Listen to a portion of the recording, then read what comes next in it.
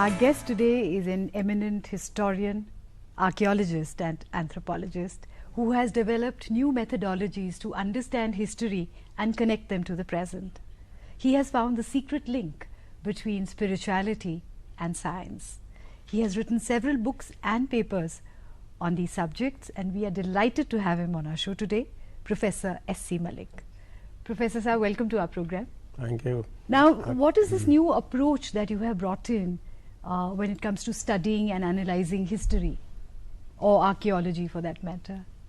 Well, I've tried to bring in concepts. That the earlier approach was what you may call antiquarianism. Right. You discuss fine things, beautiful things and all that. And in India you can find anything and write on it. But I said, what is the total meaning of it and how does it connect? It's like clothing a skeleton. It's all in probability terms that one can do that. In any case, all the evidence of the past is fragmentary. So then one has to put it in some clothing and know what your own concepts are. So when you try to clothe a skeleton, and this is based on patchy information, then one is reminded of what Churchill said, that history is written by winners or the victorious. Yeah. So do you also feel that right from antiquity to now, whenever history is written or is available in concrete form, it is subjective?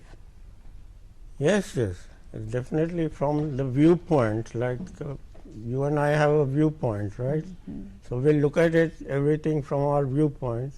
So whichever culture is looking at it, it will look at it from the old notion of the subjective and objective division is gone, even in science it's gone.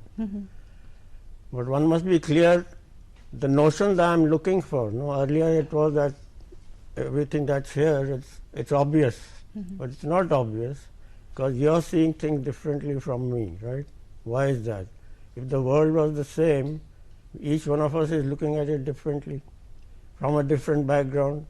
So we have a different viewpoint, and people use that, as you well know, and political parties use historical material for their own benefit. Correct. And say this is the correct thing to do.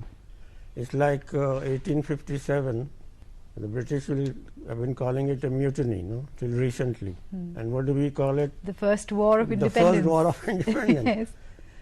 So I don't know what happened exactly, but there's an interpretation. But when exactly when we look at say the mutiny or the first war of independence, we are looking at it by hindsight, from our perspective and our space today. Yes. So then there are these two things to consider when you look at history. One is, how was it created then? And today when we look at it, it's a different perspective. So when history is being written then or is being created in monuments, there is a sense of authorship there itself. So where does one understand the real truth? That notion that there is only one history, this is a very old-fashioned view. Because if you go to any cultural group which don't have a history, they have oral traditions, they'll have a different history. And each group will have their own history. You go to the Dalits, they'll have a different history. So there are many histories. Right. There's not one history. We have this notion because we've been following the British notion of imperial history. Right. Right, everybody's been taught this king came. I don't know why one has to study the kings, for example. But that's following imperial notion that the kings were important. Right. Isn't it? But the kingdoms are short-lived. So we've all been taught to learn which king came when, what time did he come, and know when he was born. All is relatively unimportant. There are social and political, and you can write cultural histories which require everything. So the important thing is, where do you, at what point of time do you look at the past? Right. When do we look at the past? From now. Right? From where we are. From where we are. Always the past exists in the present notions. I don't know if that's easy to get. No, it makes sense because this is the only notion we have. So this is the only locus standi. This is the only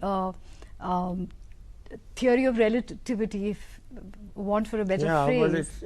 So it's constantly there's a flux. Right. Right. So the notion of past, present, and future as fixed is not so. Okay. The past, present, every past you look at it from the present. Every moment you look at the past from a different perspective, collectively and individually also. No? We have so many different roles. Professionally, if you ask me, I'll have a different set of historical knowledge for you, for the profession. If I meet a relative, if I meet my father, then I have a different set of notions about who I am. No? So there are different notions all the time. So the past is known from the present. And what we think about the past, then we start thinking this is my history. It keeps changing. Similarly, the past is projected into the future. And how do you know the past, what the future is like? From the past, which I think the past is, and I don't want it to be like in the future it should be different. So I'm creating the future from the notion of the past in the present. And somewhere, don't you feel that in this entire struggle between the past and the future, the present gets lost somewhere? That's right. We are too much involved in the past and future and not looking at the present, because in the present is where the action is. So it's somehow one has to understand that these concepts are governing. I create my past and then that past starts running my life. It's so simple what you say about this this perception of being in the now, and yet for most of us to wrap our heads around this sort of a concept is very difficult. It's difficult because we are so conditioned from childhood. This is what we've been told.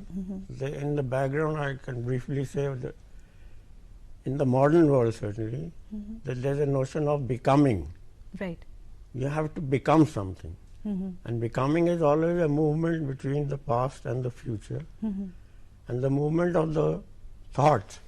Thought is about past and future. Thought is not about now ever, is it? No, it can't be, no, because we are not here. We are not. We are either in the past or in the future. Exactly. So there's too much of that because it's all about you have to become something. Right? And that becoming, in the process of becoming, we forget the notion of being. And the being is in the present, because all living is in the present. Thought about anything is not being in the present. Thought is about something. It's like I said, like if you are watching cricket match and there's a commentary on it, the commentary is not the match. The commentary is very interesting. So you get interested in the commentary, and there's a commentary going on in the head, like a tape recorder. What is it? Why is it? It's very important at one level operationally for running in the world. But to be exactly living is not, we are too much caught up in that because the notion is, this notion of time, there's yesterday, today and tomorrow. And that is the notion that traditional historians or the imperial thought has been to look at history in a chronological fashion. In such and such BC this happened, then something else happened. So is that not important according to you? So that's again the framework you're looking from, what you're looking for. No? So it's still a concept, and this cause and effect, we think what happened yesterday is the cause of what's happening today. That's not necessarily true. There are so many causes of what happens. But this is an explanation I'm giving. Maybe that's why it happened today. So there is no real truth. This is all in the realm of probabilities. It's a realm of probability, and one should be clear it's in the realm of concepts. One should be clear we are using concepts. What do you mean by saying, when you say concepts? Concepts is, we have some notions, right? Some ideas. We have some ideas. Ideas are formed from whatever our let's say the data we have. Yeah, we have a stored data in terms of computer terms. So whatever happens, we go and compare it with my data. So when I talk to you or anyone in communication, you will look at it in terms of your own interpretation from what you already know. Right. right? But is there any other way of perceiving data? Perception can be without data also. We perceive things. Can we perceive, say, a flower or a tree, right, or a mountain? At that point of time, do we, usually one has gone through that, there are no thoughts, Yes. yeah? There are moments when there are no thoughts and you are one with what you are seeing. Yes, but even in that process, as you mentioned a flower, the moment there is awareness that one is Yeah. looking at a flower, Then you the start thought saying process what starts. it is. Yes. So that moment is gone. So that is very brief. Yeah, it's brief, but in terms of time, but that moment is actually out of time. I don't know if you can It's understand. out of time. How is it out Yes. of time? Because there are no thoughts Okay. and you cannot classify it, you Right. don't name it, and you also don't exist as you think you are. Right? I have a notion about who I think I am. All that thinking, there are moments when there is no thought. If you've seen a dance or a music performance, sometimes you are one with the music and the dance. Even the dancer is not there. Right. There's only the dancing, right? So what are those moments? Those moments are when there are no thoughts. Thought is the creation of time. See, idea is when I'm present and listening. Want to exist? Existence means just be present. I'm listening to you without any background. I don't know you. So I see you for what you are and accept you for what you are. In modernity, it's become very strong because you are moving constantly in time, and this notion of time is the same as yesterday something happened, then tomorrow something else will happen, then one day. By the way, how many days are there in a week? 7. No. There are 8 days. Count till Sunday to Sunday, and the 8th day is one day. Is one day. Yes. Right. Because everything we do, we talk about one day this is going to happen. That's true. Right, that one day is not coming. And that's the one we live for. Yeah, you 19th century said in 20th century everything is going to be all right. Right? The political theory was that everything, when you have enough things, you'll have leisure time, you'll be creative, and we'll all live happily forever. Well, that's totally wrong. Of course, things don't make you happy. And the same story we have about boy and a girl meeting, having a romance, and they got married and lived forever happily. Yes, that is how all love stories end. The Yes, but they don't. fairy stories. By the way, love stories end. end there. Yes. Love ends in marriage or ends in. It stops being a love story. So nobody told you what happened after that. Yeah, that's another story. So one day, so everybody is living in this kind of hope which is made up, which is not actual. So it's notional, no? We have to distinguish. This is notional. So we are striving to become something.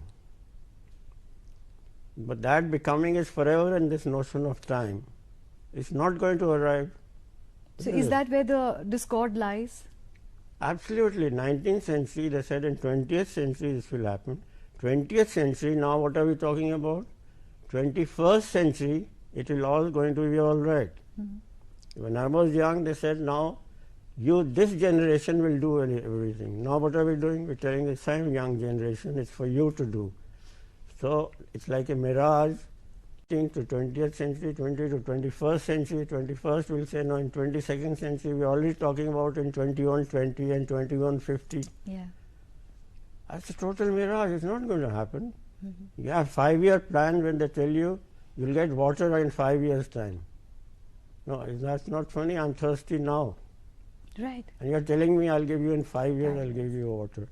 So the whole collective notion of whatever this modern notion of development is, to keep you going like that. So nobody does things now. Actually, on the existence is the being already. See, if I said you're already the being, right? Knowing that you are being, then you do things. right? And have things. Our notion, the notion is, I'll do things and have things, then I'll get to be the being one day. Now, individuality is very important to every human being, and also that is something that you can grapple with, in a physical world. I see myself as who I am, and I see you as what my perception of you is. See yourself as who you think you are. Yeah, well, so this connect between two human beings, or in this case, whoever is here at the moment, to connect with them and to find a oneness. First, you have to find out where the disease lies. Where does it lie? Disease means not at ease. Right. You know that? Yes. So I'm not at ease, but the whole notion is, in this you or me game, I think it's you are at fault. We are blaming circumstances and people and things for the cause. That is not the cause, because I am perceiving the world like that. How am I perceiving the world? So I have to take responsibility for how I am perceiving the world, right? Until I do that, there's a database, whatever it is. If I'm not conscious of that, then whatever I'm projecting in the world, your world is a different projection, mine is a different projection. But we think my projection has to be the world, so you have to conform to my. That's not all right. That's not all right. That will never be all right.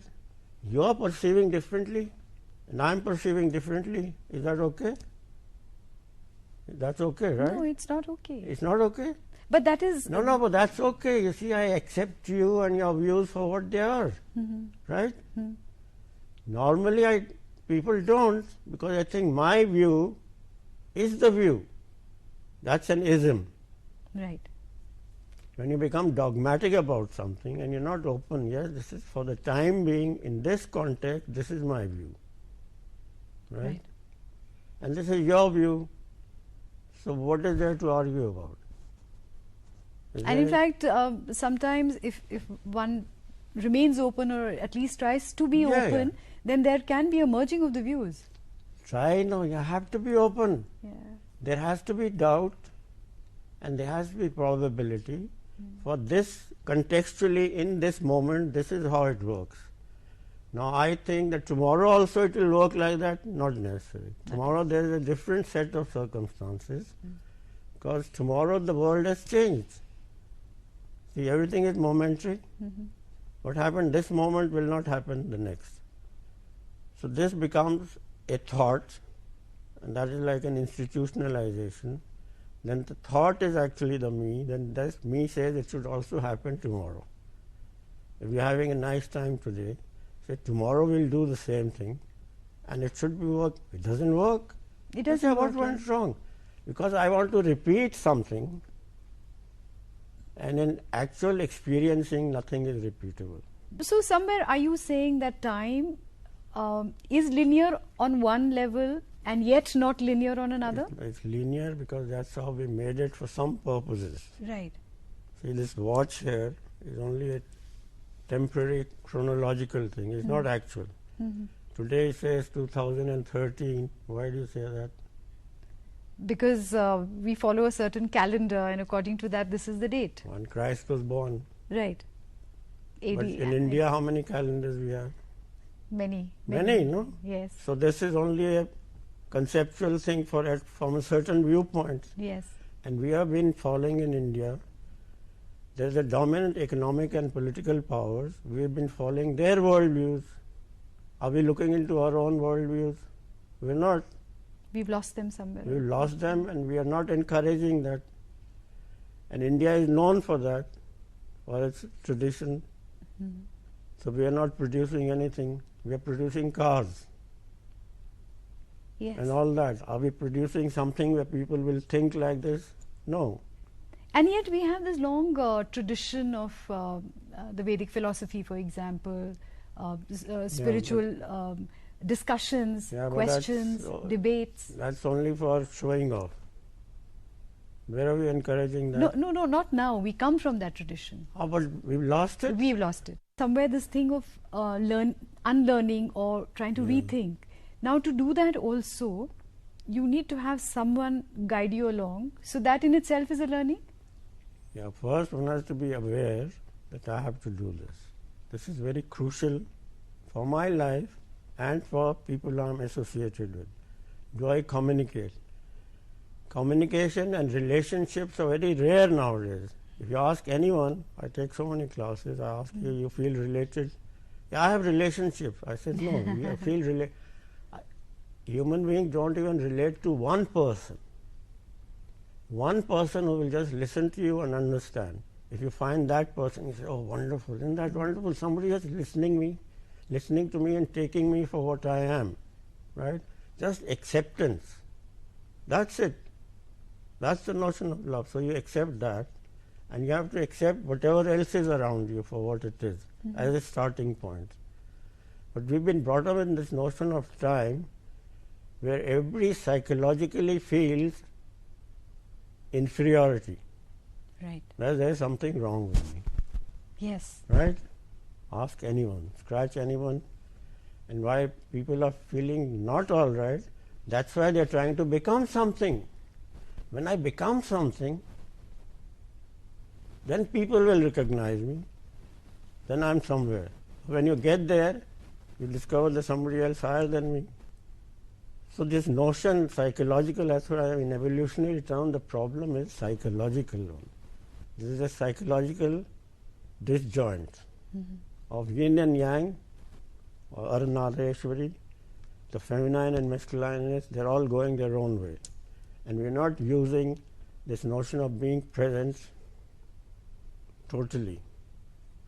So first I have to be aware the problem lies, not there's something wrong with me, that's something which I haven't looked into. I'm always looking outside. I have to take both-way process. I look outside and then I look inside. What I'm looking outside is coming from my inside. Right. Right? Is there any outside like that? So I'm creating the outside. So when you're in a good mood, Yeah, the wonderful. outside feels even marvelous, a dry tree yeah, looks beautiful. right. Just look at the when you're in a bad mood. Even the prettiest thing looks ugly. Everything looks, nothing looks right. So one has to take responsibility for what I'm creating. At one level, I'm the creator of my life in this world. Because at a much higher level. So, so Professor, this is all really emanating from the mind. And so all the realities that are being perceived are really realities of the mind? Yes. All mind, whatever you may say, mind, individual or collective mind. You say, no, सब मन की बात है ना. सब मन की बात है. मन को उसके source में ले जाएं आप. It's coming from somewhere, no? What is the source of that? I'm not the creator of it. Actually, if you look at it, this body that I think I am, did I create it? No. Huh? Did I create the name? No. These are the things that have been given to me. That's it. But we go along as if, this is all as if this is me. Right? For relative purposes, yes. But for actual purposes, I mean, what authority do I have on what I say is me? Tell me, it happens, the body is working on its own? Right. Am I doing anything? Do I know anything what's happening in the body? But I say this is me. Can you control it? No. There's this room, this is your room. Can I come in and go out anytime? I have to ask you, no? Right, without my permission you can't. So this is working on its own. Thoughts are coming on their own. Can you stop the thoughts? Not really. But they are mine. How can they be yours if you have no control over anything? So one should examine that, no? Right. They should not, actually one has to come to a point and say, I really don't know anything, I'm making up stories. We all make up stories. So in a sense we can create great possibilities. Instead of creating a horrible story, I can create a good story. I can say, you're wonderful. Right. Everything is wonderful. Whatever is happening or not happening is great. Can one say that? Not quite, but I would like to talk about this on this subject more with you, but we'll take a short break and we'll be right back. All right. See you after the break.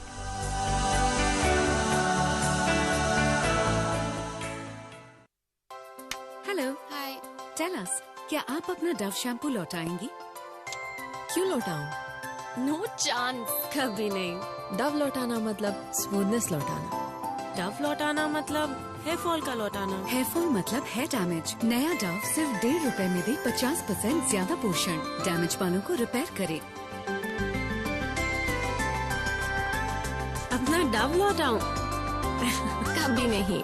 नया Dove shampoo, मेरी fitness का secret, प्रिया gold मारीलाइट biscuit, जो है 89.9% fat free.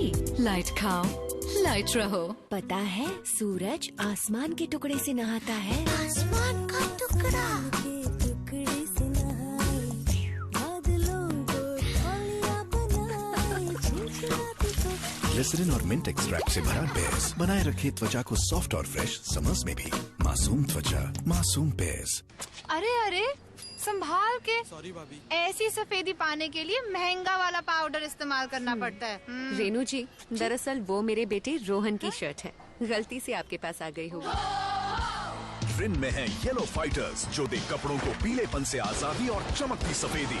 रिन, चमकते रहना। Mummy मैं तो toss करें हेड्स या टेल्स। अब खुले बालों का भी गिरना मना है, सिर्फ ₹1 में। क्लिनिक प्लस शैम्पू में है मिल्क प्रोटीन फॉर्मूला, जो बनाए बालों को मजबूत। मम्मी खुले बाल। क्लिनिक प्लस, सिर्फ ₹1 में खुले बालों का गिरना मना है। रुक जाओ, देखो जरा मुझे देखो। Lovely lovely lovely lovely lovely. अब फेयर एंड लवली ट्रीटमेंट से सब लगेंगी खुशी से और भी लवली। फेयर एंड लवली का very very very very very lovely offer, हर सैशे में 10% extra. Fair and Lovely treatment 10% extra offer. Dove ने एक फ्रेंड को चेहरे के एक तरफ सोप और दूसरी तरफ डव लगाने को कहा, और दूसरे को सिर्फ छूकर फर्क बताना है। दिस साइड बहुत ही ड्राई है, दिस साइड बहुत सॉफ्ट है। ये डव है ना? यही डव है। डव में है 1/4 मॉइस्चराइजिंग क्रीम, जो त्वचा बनाए ज्यादा सॉफ्ट और स्मूथ। डव ट्राई कीजिए और फर्क खुद देखिए। छोटी थोड़ा जल्दी उठा करो। पापा प्लीज बाथरूम जल्दी खाली करो। मम्मी देखो टेंशन मत लो तुम, करता हूँ ना कीटाणु का डिशुम डिशुम। इसको क्या हुआ? पेप्सोडेंट हुआ और क्या? पेप्सोडेंट के साथ पहले ब्रश करो, पैक पर जो कोड है डायल इन करो। हांगकांग जाओगी तो मिकी माउस के पास मैजिकल डिज्नी एक्सपीरियंस भी खास। इतने धीरे क्यों, थोड़ा जल्दी करो। साथ चलना है तो पेप्सोडेंट से ब्रश करो। चिकनाई हटाने में कौन है सबसे तेज? ये साधारण बार या नया विम बार? स्टार्ट। नए विम बार में पूरे 100 नींबुओं की शक्ति है। ये औरों की तरह स्लो मोशन में नहीं धोता। वाह, चिकनाई हटाए सबसे तेज 100 नींबू की शक्ति वाला नया विम बार।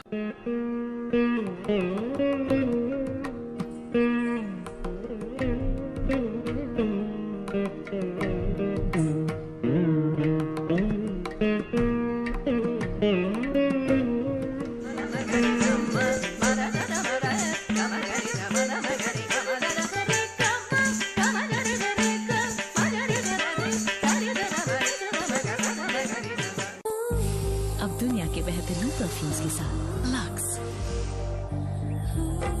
बेकाबू बेकाबू बेकाबू बेकाबू, नशा आ गया, नशा आ गया। बस जरा सा लक्स। अब ₹10 का लक्स हुआ और भी बड़ा। अरे अरे संभाल के। सॉरी भाभी। ऐसी सफेदी पाने के लिए महंगा वाला पाउडर इस्तेमाल करना पड़ता है। रेनू जी, दरअसल वो मेरे बेटे रोहन की शर्ट है, गलती से आपके पास आ गई होगी। रिन में है येलो फाइटर्स, जो दे कपड़ों को पीलेपन से आजादी और चमकती सफेदी। रिन, चमकते रहना। मम्मी मैं तो टॉस करें हेड्स या टेल्स। अब खुले बालों का भी गिरना मना है, सिर्फ ₹1 में। क्लिनिक प्लस शैम्पू में है मिल्क प्रोटीन फॉर्मूला, जो बनाए बालों को मजबूत। मम्मी खुले बाल। क्लिनिक प्लस, सिर्फ ₹1 में खुले बालों का गिरना मना है। डव ने एक फ्रेंड को चेहरे के एक तरफ सोप और दूसरी तरफ डव लगाने को कहा, और दूसरे को सिर्फ छूकर फर्क बताना है। दिस साइड बहुत ही ड्राई है, दिस साइड बहुत सॉफ्ट है। ये डव है ना? यही डव है। डव में है 1/4 मॉइस्चराइजिंग क्रीम जो त्वचा बनाए ज्यादा सॉफ्ट और स्मूथ। डव ट्राई कीजिए और फर्क खुद देखिए। जरा अच्छी चाय देना। लीजिए। ताज़ा, थोड़ी सस्ती वाली देना। फिर से ताज़ा। मैडम, अब अच्छी चाय सस्ते में, ताज़ा सिर्फ 69 रुपए में। ब्रुक बॉन्ड ताज़ा की ताज़ी हरी पत्तियों में है कुदरती थियानीन, जिससे आपका दिमाग खुल जाए। और अब ताज़ा 76 में नहीं, सिर्फ 69 रुपए में। जब शुरुआत हो सही, ड्रीम फ्लावर की ताजगी, खुशबू ड्रीम फ्लावर की। पॉन्ड्स ड्रीम फ्लावर की मनमोहक खुशबू। पॉन्ड्स ड्रीम फ्लावर का 20 ग्राम पैक अब सिर्फ 7 रुपए में। Hello, hi. टेल अस, क्या आप अपना डव शैम्पू लौटाएंगी? क्यों लौटाऊं? No chance. कभी नहीं। डव लौटाना मतलब स्मूथनेस लौटाना। डव लौटाना मतलब हेयर फॉल का लौटाना। हेयर फॉल मतलब हेयर डैमेज। नया डव सिर्फ 1.5 रुपए में दे 50% ज्यादा पोषण। डैमेज बालों को रिपेयर करे। अपना डव लौटाऊं? कभी नहीं। नया डव शैम्पू। बहू, ये मुश्किल दाग कैसे निकलेंगे? इजी है माँ, मेरे पास अब 10 हाथ जो है। 10 हाथ? देखिए, साधारण पाउडर बकेट में बैठ जाता है, पर सर्फ एक्सेल इजी वॉश तुरंत खुले और इसके 10 हाथों की शक्ति मुश्किल दाग आसानी से निकाले। वाह, तुम्हारे 10 हाथों ने तो कमाल कर लिया। Surf Excel Easy wash.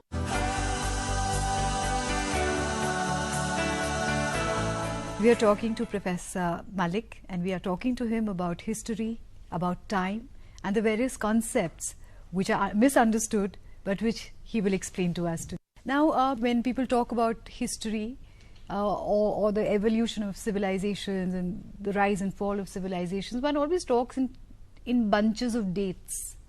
But this look at, a deeply philosophical look at history and trying to understand the psychology of history, that is very interesting, and you've been writing about that quite a bit.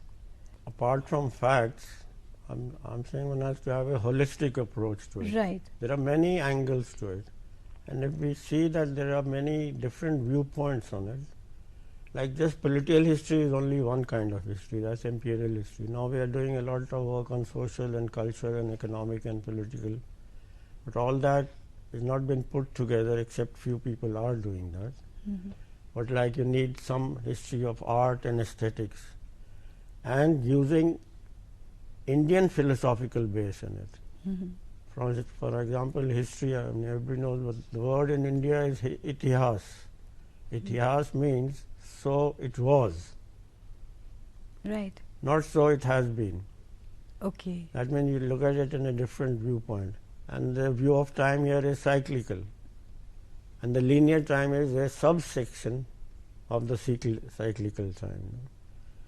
So without all this learning, there's something inbuilt in the people who live in India. Everybody you talk to will talk about it quite naturally, They say, yes, there's time hai, Kalyug hai, ye hai, wo hai, kya. So there's a total different notion. That means you can look at it, everything should be look at it in a proper contextual perspective, not forever something. It changes with the viewpoint all the time.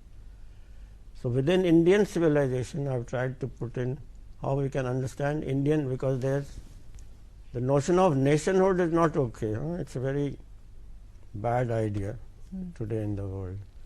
The civilizational, whatever the underpinning of a civilization, that are very clear. Right. So you can notice, you go outside, you can see an Indian walking on the road. You can see how he's walking. Right, and the many things that are common, So there are cultural similarities very much. It's like if you go abroad, all the Punjabis will get together, whether from Pakistan, India, or wherever. They'll have a Punjabi association. Right. And the Bengalis will have a Bengali association, without whether you are from India or this thing. So there are some cultural underpinnings. And yet, especially if you look at the diaspora, there is a very strong identity with the country also, which is not just the culture, but a sense of patriotism, for example, and the way we associate with the country. So nationhood does exist and does make is very important. Yeah, but the nation, you have to see what the word means. It's not a nation. It's like a cultural thing. So it's an amalgamation of many nations, in a sense. Why do we use the word nation? See, the nation came from Europe only in 18th century, and they're also fighting each other. They can't get one. In India, we have this capacity or absorbing. It's an inclusive civilization, right? Right. We've allowed everybody to come in. Even if we're fighting, they become part of the whole thing. The other civilizations are exclusive. You stay out. We say, why do we say that? Because the underlining long ago philosophical thing is, there's no word Indian, okay? That there is only one, right? There is a supreme one. In fact, you've also described Sabhyata like that. Yeah, okay, you're right. Yeah. It's kind of behavior between each other. That is a civilized sabhya. A sense of harmony between... Right. But what I'm suggesting is, everybody, whatever your religion is, if you ask the ordinary person, they'll always talk about there's one supreme thing. Right. It may have been given different form, because I cannot, associate with a nirgun and formless something supreme. There's one supreme, whatever you can call it, Omkara or whatever word you use, right? And that has become many forms. That's the underlying thing which an ordinary, unread person knows already. His wisdom is there. He says, "Sab theek hai, sab ek hi ka hai." Right. Where does he get it from? It's underlying. You ask anyone, except the sophisticated people who made it. So from there, the notion that we are creators of one only, therefore you allow everybody to come in. Why do we welcome people in the house? And we treat them like gods. We say Atithi Devo Bhava. तो अतिथि का क्या मतलब है? अतिथि का मतलब बिना डेट के जो है. अतिथि. हाँ. तो अतिथि आया तो must be divine, somebody divine coming in, and you have to welcome him. Whether it becomes so or not, but everybody welcomes everybody who comes. Doesn't matter. पानी भी नहीं. आप कभी कहीं जाओ, पानी नहीं पूछा ना, तो आप तो बहुत नाराज हो जाओगे. True. कहते नहीं है पानी भी नहीं पूछा. True. You go to an Indian office, they'll say पानी पीजिए, चाय पीजिए. Can you do that anywhere else in the? No. This is, everybody is done. For behind it is this notion. That is very inherent to us. As a people. Yes. So, but with our sophisticated textual concepts arising from the West, we've lost it, and we are following wrong models of Europe. They are negative models, not the good things. So if we don't come back to that, then there is total destruction going on. So, and this concept of time as not being linear, which you beautifully illustrated in your book, Modern Civilization, A Crisis of Fragmentation, that the time is not linear but cyclical, circular, and you just mentioned how we in India do accept very easily how the different yugas come. Right. Time keeps moving like that, and it comes back and then moves again. It moves in all kinds of. Actually, if you talk physics, same energy. Right. Energy is moving, becomes lighter and stronger. After all, we are made up of the same subatomic particles. It has the same energy form. So the energy, when condenses, when we become gross, then we are seeing things at a gross level. When we are in those moments of contemplation and all, we become light. Then there's something else. So there are so many levels of existence. So we allow for that possibility, So it is inherent in us to have those possibilities. But if we go on a level in a limited way, same concepts all the time, so then we start living like frogs in the well and can't seem to figure out. So one has to get out. And one has to ask those questions and the whys and wherefores of everything. Well, one must, because otherwise I don't know where is one getting the knowledge from. Now for a scientist, an archaeologist, I would say is pretty close to any other kind of science, to have this spiritual approach where you're not looking at just the empirical truth, but truth of this sort, which is deeply philosophical. Where did this emanate in you? Was it also a series of questions? No, it's I don't know whatever the history, I can make up any history. But see, science is also an inquiry. Right. In that sense, we have very few scientists in India. Technology is not science. Okay. All those innovations you have is not science. Science. Then what is that? An inquiry into whatever is happening and questioning it and seeing it only in probability terms. That's it true. Then you find out, then that's gone, you try something else. And it includes intuition. What Einstein did was through intuition, you know that, no? So intuition is very important part of it. Things are running intuitive, both things, then you manifest it in whatever you are an expert in. So most of the discoveries that have happened, Yeah. right from the discovery of the wheel and fire, Yeah. these have been moments of epiphany for either Yeah. the individual Yeah, or, yeah. or the group? Things, see, you can see it in your own life, no? Things come to you, right? Sometimes, like if you're understanding what I'm saying, you may be saying, I see. Yes? True. I see is insight. So there's a part of the brain which sees the totality. And many times that seeing has probably nothing to do with what I know anyway. No. It's put together something, there's some intelligence. which So is we going are on. being governed by this higher intelligence that is nameless, faceless. Well, it's all of formless. that. No, it's all of that. We have to include all that. So the first misunderstanding is that I am a limited body and I have limited thoughts. You are not. You are unlimited. But that is a concept which is very difficult to grapple with, because You don't have to grapple with it. We experience it.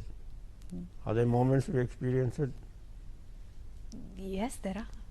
So why don't you trust that moment? Because you're still so conditioned. When thought comes, then it says, give me the proof. Right. What proof am I going to say? I say, it's a beautiful flower. You say, no, give me the proof.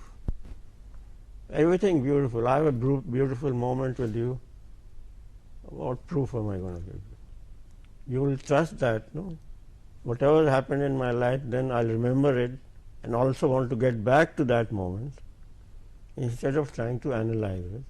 So there are moments of analysis, there are moments of that, but there are also moments which are beyond that. Do you believe in destiny or? No, it's both. Okay. We've been given intelligence to choose. So You there can go is the the realm wrong of way, you can, because if it affects people and if it exploits other people and the other is me, not okay for me. See, if I get angry with you, who does it harm? it harms you. It's like Buddha said that in your process of being angry with someone else, you hold a hot coal in your own hand. This happens, we know that. Right. But there are what they call blockages, no? It's like, I tell you. Yeah, I the can world see looking very dark today. What's wrong? Huh? I have dark glasses on, no? So what I'm viewing from is what I'm seeing. Right. I take the glasses off. There's nothing wrong outside, is there? So if one is aware of that, sheer awareness will allow the intelligence to work.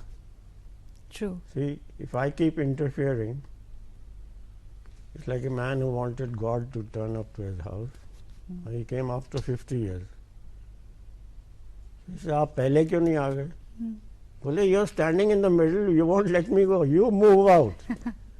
True. So the disease is the I disease. Huh? The ego. The I is the disease, no, because the I is interfering in everything. And when those moments which you say are beautiful moments, there's no me, no? True. So are you afraid of that you're not existing? Actually, you come into existence and feel very happy, right? True. True. That's who you are. That's who I am. Yeah. See, why does one want to go to sleep? To rest. See, the body says, you I don't want you. I can work it out when you go to sleep, right? When you go to sleep, are you worried about your body? Are you worried about your wealth? Are you worried about anything? You may not even get up in the morning. You say, boy, I'm so happy. It's very strange. Then in the morning you start all over again. I have to do this. Then you're waiting for the time when you'll go to sleep. So you see, this not knowing yourself is causing so much agony. Why do people take drugs and alcohol? It's the worst thing that's happening to you. Despite all your material wealth. Why? Because this disconnect with the self. Why are people getting violent? Because your system wants all that, but you are forcing it to do something else. You had quoted Arthur Ashe. Yes, Arthur Ashe was winning all awards. He was the first black American to win all the awards. Then he got cancer. So people said, aren't you going to question why you got cancer? He said, when I got all the awards, I didn't question why I'm getting them. So why should I question this now?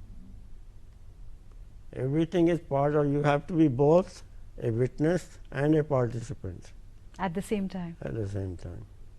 See, I'm talking to you, you're talking to me, you're aware that you're talking. It's at the same time, no? True. So if you are aware, then you'll take, somewhere there's an intelligence which will tell you this is the right thing to do. And that other part of India has gone is, you see all the crafts, all the aesthetic things are happening in villages. True. People who don't have all this. Everything that you're wearing or so proud of is coming from another source. Urban civilization has no creativity in it. True. And we are trying to get rid of all that by imposing so-called mainstream on them. That will get finished, then there will be nothing left. So where do they get their creativity from? Can you see those people who sit there and they're sitting doing this? They take 4 hours to make a sari or some design. But why is that doing it? Can anybody else do it? So they're in some other state. And you allow them people, so you have to decentralize and allow people to grow from their own culture. A last question. Yes. Are you hopeful or do you think it's all lost? See, if one is aware like this, it's not lost. But that thing is becoming a minority. Like poets, painters, artists are not priority. When that happens in a civilization, and that's what we are known for, it will be finished. So in an evolutionary sense, entropy has already set in.